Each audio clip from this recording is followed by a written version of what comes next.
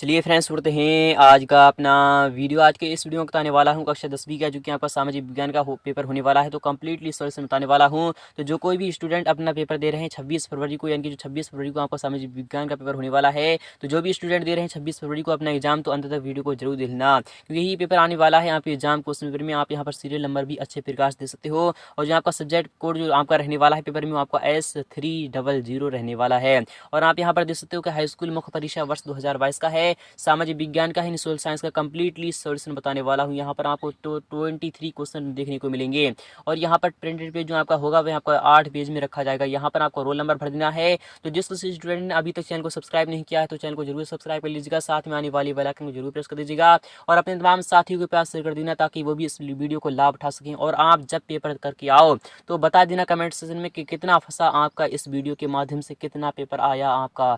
तो अंत तक वीडियो को जरूर देखना। तो शुरू करते हैं आज का अपना वीडियो। तो फ्रेंड्स आपको 3 घंटे का टाइम मिलेगा, केवल और केवल आपको 3 घंटे के अंदर अंदर पेपर को हर हाल में सॉल्यूशन करना ही करना होगा। और मैक्सिमम मार्क आपको पता होना चाहिए कि 80 मार्क्स का आपका पेपर होता है। तो जिस किसी स्टूडेंट को 80/80 चाहिए, इनके 100% जिस किसी स्टूडेंट को स्कोर करना है, तो एक बार वीडियो को जरूर देखेगा, क्योंकि यही पेपर आने वाला है आपके एग्जाम क्वेश्चन पेपर में। तो शुरू करते हैं आज का अपना वीडियो।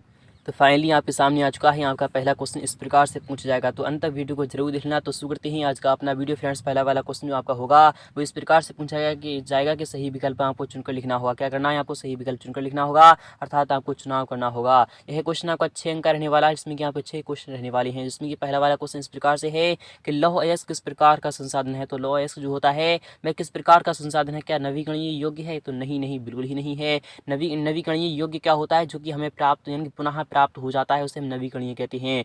क्या प्रवाह है? तो नहीं, प्रवाह भी नहीं है। क्या जैव है? तो नहीं, जैव भी नहीं है। तो आपका आंसर आ जाएगा अनवीकरणीय योग्य है। क्या है? अनवीकरणीय योग्य है, अर्थात ऑप्शन में आपका डी वाला बिल्कुल ही राइट हो जाएगा। यहाँ पर बात करें कि अनवीकरणीय योग्य क्या होता है, तो अनवीकरणीय योग्य जो होता है वह ये होता है, यानी कि उसकी ये लिमिट है, क्या है उसकी सीमा है, वह किसी न किसी दिन जरूर ही खत्म हो जाएगा। तो ऑप्शन में आपका डी वाला बिल्कुल ही राइट हो जाएगा।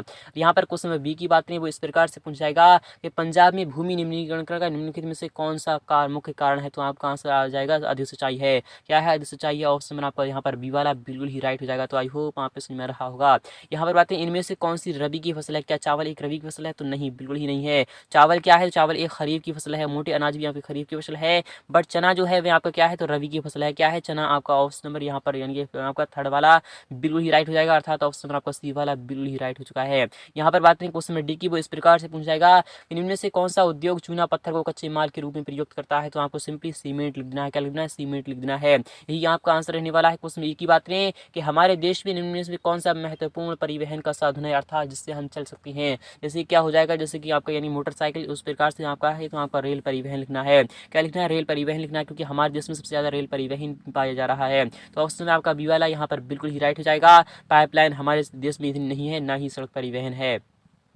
यहाँ पर क्वेश्चन फा की बात करें, यहाँ पर लौह अयस्क का उत्पादन किस राज्य में सबसे अधिक होता है। तो आपको सिंपली उड़ीसा लगा देना है, क्योंकि उड़ीसा ही एक ऐसा राज्य है जिसमें सबसे ज्यादा लौह अयस्क का उत्पादन होता है। ऑप्शन में आपका ए वाला अर्थात पहला वाला ऑप्शन आपका बिल्कुल ही राइट हो जाएगा। यहाँ पर बात करें सेकंड वाले क्वेश्चन की, तो इस प्रकार से आपका पूछा जाएगा, तो इसे इंग्लिश मीडियम के छात्र भी अच्छे प्रकार से दे सकते हैं। सेकंड वाला क्वेश्चन जो होगा वो इस प्रकार से पूछा जाएगा, यह क्वेश्चन आपका 7 अंक का रहने वाला है। यहाँ पर कह रहा है रिक्त स्थानों की आपको पूर्ति करना है, फिर इन द प्लस आपको खाली स्थान भरना होगा।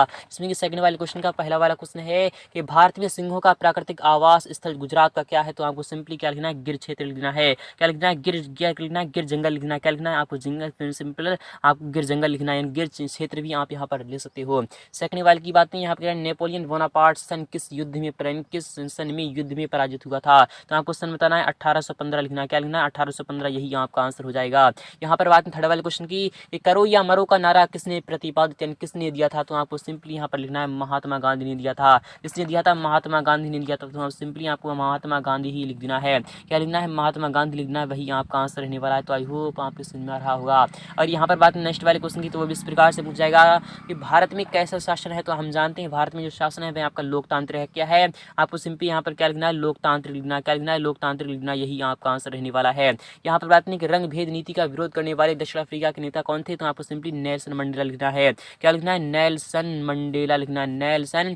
उसके बाद आपको मंडेला लिखना है, यही आपका आंसर रहने वाला है। नेक्स्ट की बात में इस प्रकार से पूछा जाएगा कि औद्योगिक क्रांति सर्वप्रथम किस सन में यानी सर्वप्रथम में प्रारंभ हुई थी, तो कहाँ पर प्रारंभ हुई थी, तो आपको सिंपली यहाँ पर क्या लिखना है, इंग्लैंड लिखना है। क्या लिखना है, इंग्लैंड लिखना है, यही आपका आंसर रहने वाला है। क्या रहने वाला है, इंग्लैंड, यही आपका आंसर रहने वाला है।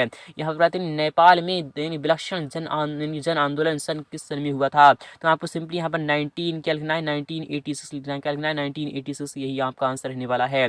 यहाँ पर बात नेक्स्ट वाले क्वेश्चन की, तो इस प्रकार से आपका पूछा जाएगा, ये भी आप देख लीजिएगा। एक शब्द फिर एक वाक्य में आपको आंसर लेना हुआ है। यह क्वेश्चन आपका 7 अंक का रहने वाला है। नेपोलियन बोनापार्ट का संबंध किस देश से था, तो आपको सिंपली यहाँ पर क्या लिखना है, फ्रांस लिखना है। क्या लिखना है, फ्रांस लिखना है। आपको सिंपली पहले वाले में तो आपका फ्रांस आ जाएगा। नेक्स्ट की बात है IMF का पूरा नाम क्या होता है, तो आपको सिंपली यहाँ पर इंग्लिश में भी आप लिख सकते हो, बट मैं आपको हिंदी में बता रहा हूँ, इसलिए आपको क्या लिखना है, अंतर्राष्ट्रीय। सिंपली आपको पहले वाले में लिखना है अंतर्राष्ट्रीय लिखना है, अर्थात अंतर्राष्ट्रीय। उसके बाद आपको क्या लिखना है, मुद्रा लिखना है। क्या लिखना है, मुद्रा। फिर उसके बाद आपको क्या लिखना है, कोष लिखना है, अंतर्राष्ट्रीय मुद्रा कोष, यही आपका आंसर हो जाएगा। नेक्स्ट की बात में मार्टिन लूथर कौन था, तो यह था जर्मन जर्मन धर्म संबंधी था। यहाँ पर बात नेक्स्ट वाले क्वेश्चन की, प्रिंटिंग प्रेस यानी प्रिंटिंग प्रेस सर्वप्रथम किस सदी में भारत आया था, तो आपको सिंपली क्या लिखना है, 16वीं शताब्दी लिखना है। क्या लिखना है, 16वीं शताब्दी, यही आपका आंसर रहने वाला है। नेक्स्ट की बात में हीराकुंड बांध किस नदी पर बनाया गया, तो आपको सिंपली महानदी लिखना है। क्या लिखना है, महानदी, आपका आंसर क्या आ जाएगा, तो महानदी आ जाएगा। गुजरात तट पर कौन सा बंदरगाह स्थित है, तो आपको सिंपली क्या लिखना है, कंडला लिखना है। क्या लिखना है, सिंपली यहाँ पर कंडला लिखना है, यही आपका आंसर रहने वाला है। नेक्स्ट की बात में यहाँ पर क्या रहा है, उपभोक्ता संरक्षण अधिनियम कब लागू हुआ था, तो आपको सिंपली क्या लिखना है, 2006 लिख देना है। क्या लिखना है, 2006, यही आपका आंसर रहने वाला है। यहाँ पर बात नहीं क्वेश्चन फोर्थ की, इस प्रकार से पूछ जाएगा कि सत्य सत्य बताना, आपको ट्रू फॉल्स बताना। यह क्वेश्चन आपका 6 अंक रहने वाला है। जो वनस्पति मूल रूप से भारतीय होती है उसे देशज वनस्पति कहते हैं, क्या सत्य है या फिर असत्य है, तो आपको बताते हूँ यहाँ पर नहीं कह रहा, इसलिए यहाँ पर क्या हो जाएगा, बिल्कुल ही रॉन्ग हो जाएगा, क्योंकि वह देशज वनस्पति होती है।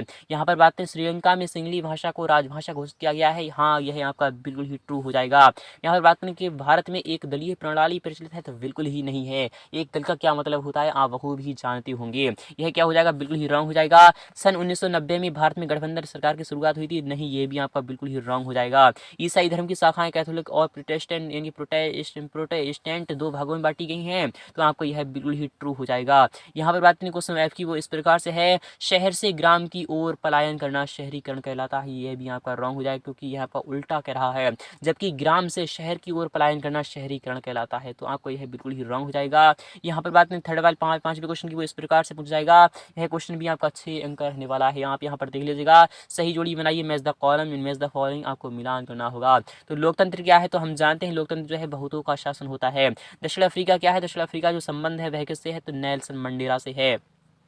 और पूर्ण साक्षर राज्य कौन सा है, तो आपको सिंपली केरल पर लगा देना है। अर्थव्यवस्था के जो क्षेत्र हैं वह 3 हैं। यहाँ पर बात नहीं, मुद्रा का आधुनिक रूप क्या होता है, तो करेंसी होता है। और सूचना एवं संचार प्रौद्योगिकी जो होता है वह कंप्यूटर होता है, तो कंप्यूटर की फुल फॉर्म भी आपको पता होना चाहिए। तो आई होप आपको समझ में आ रहा होगा। यहाँ पर बात नहीं क्वेश्चन की, वो इस प्रकार से आपका पूछ जाएगा। यहाँ पर आप देख लीजिएगा, क्वेश्चन आपका जो आ रहा है वो इस प्रकार से आपका रहने वाला है।